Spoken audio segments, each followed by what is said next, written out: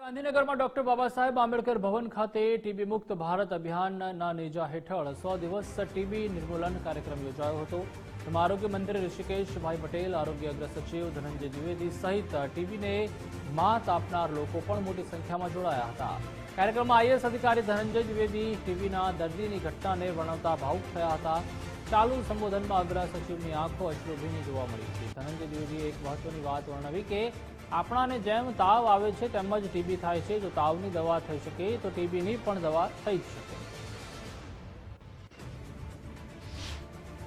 રાજ્ય સરકાર દ્વારા ખૂબ ગંભીરતાથી ટીબીના દેશ નિકાલ માટે સતત પ્રયત્નો થઈ રહ્યા છે.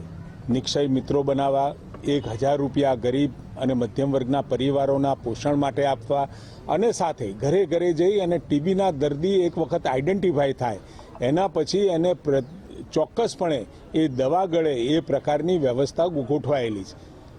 રાજ્યની અંદર દરેક દર્દી સુધી નિક્ષય મિત્ર બનાવી અને પ્રોટીનયુક્ત આહાર એને મળી રહે એનો પણ પ્રયત્ન, અને એ પ્રયત્નમાં આપણે 100%, 95% સુધીની સફળતાઓ આપણે હાંસલ કરી છે. પ્રત્યેક ટીબી દર્દીને 1000 રૂપિયા સરકાર તરફથી અને નિક્ષય મિત્ર તરફથી પ્રોટીનયુક્ત આહારની કીટ આપવામાં આવે છે, જેથી એ દર્દી એની સામે લડી શકે. અને આદરણીય પ્રધાનમંત્રી મોદી સાહેબે નિર્ધાર કરેલા ટીબી મુક્ત ભારતમાં આજે તમે અહીંયા સૌ હાજર હતા.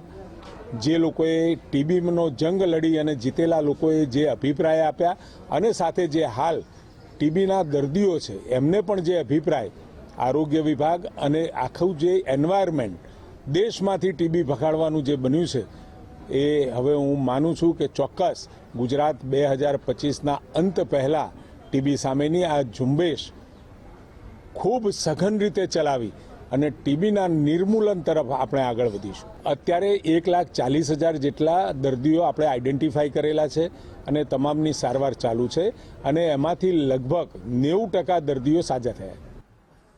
1991માં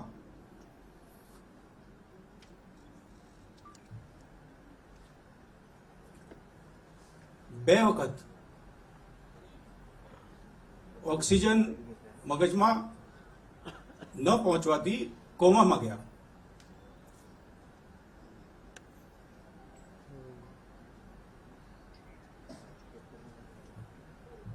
વજન ઘટીને 33 કિલો પહોંચી ગયું. બધાને એવું થાય કે આ વ્યક્તિ હવે જતો રહેશે. એ રેફરલ પ્રક્રિયા ચાલી, બોમ્બે ગયા. તમે જો, માણસ જાગૃત માણસ છે, પૈસાનો પ્રશ્ન નથી, પણ વ્યવસ્થા ઉપર વિશ્વાસ નથી. એને એમ છે કે મહિનામાં કેમ નહીં મટ્યું. બોમ્બે ગયા. બોમ્બે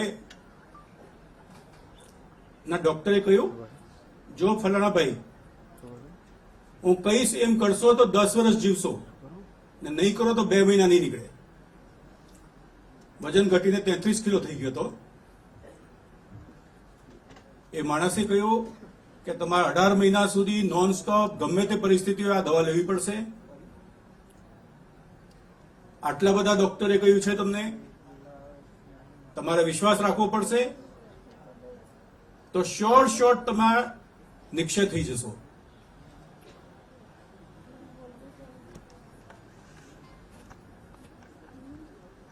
મિત્રો, 1993માં ભગવાને સદબુદ્ધિ આપી.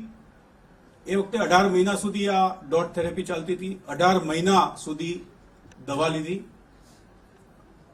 એકદમ સાજા થઈ ગયા.